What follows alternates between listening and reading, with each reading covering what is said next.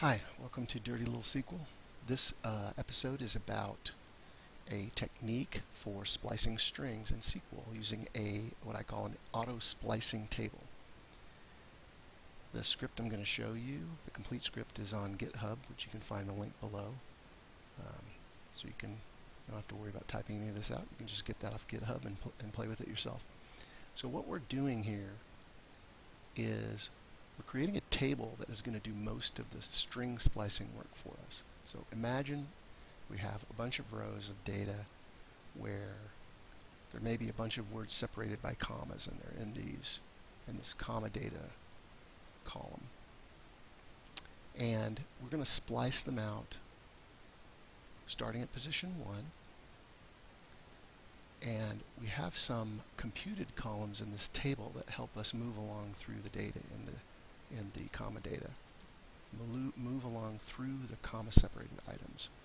This first one is essentially telling me where the next position of the next piece of data is after the next comma.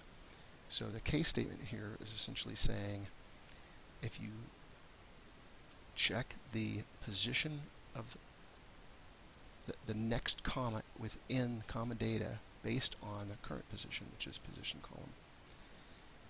And if we have a 0, that means there's no more commas left. So we're essentially going to set the next position to the length of the string plus 1, moving their pointer beyond the end of the string. If we get the else leg, it's essentially telling us that the next position is where that comma is plus 1 character over. Our next computed column is an end of data flag, which is essentially saying whether we've moved off the end of we've moved beyond all the data, so our current position is beyond the length of the comma data string. And then this last one here this is where we're really doing the splicing. This is essentially the current item. And what it's saying is if we've moved beyond the end, then we're just going to return a null. Otherwise, what we want to do is we want to see if there is a comma left in the string based on our current position. If there's not, we're just going to splice whatever's left in the string. That's what this substring statement is doing right here. However, if we did have a comma somewhere in the string, then we're essentially saying splice it out starting at the current position we're on and then going the length up to that next comma. So let's take a look at how this actually works. So here we're going to create it, we're going to insert some rows into it, and we're going to look at what it looks like naturally without doing any modifications on the table. Okay, so we've inserted the rows, and now we're looking at what these computed columns look like. Our position starts at 1, and you can see the next position is essentially where the next comma is plus 1. In this first case here, it's right after there, so you can see the end of data. We haven't reached the end of data on any of ours.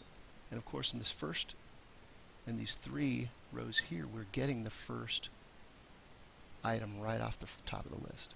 So really all we need to do now is essentially move this pointer through this position, current position, through to the next position, and we will get the next item out of the comma separated list. So here's our final script.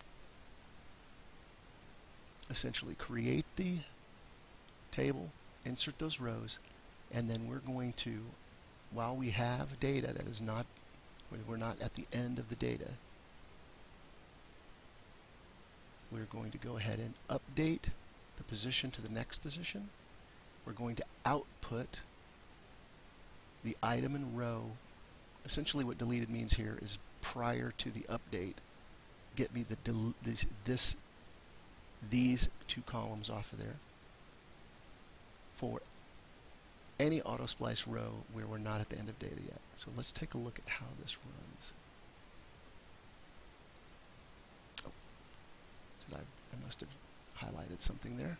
There we go. So it inserted the rows, The first run of the loop gave me the first set and updated the position, which then gave us the next set, pair, circle, will, then the next set, and then finally the last set. That's pretty much the technique. Check out the GitHub script, and thanks for watching.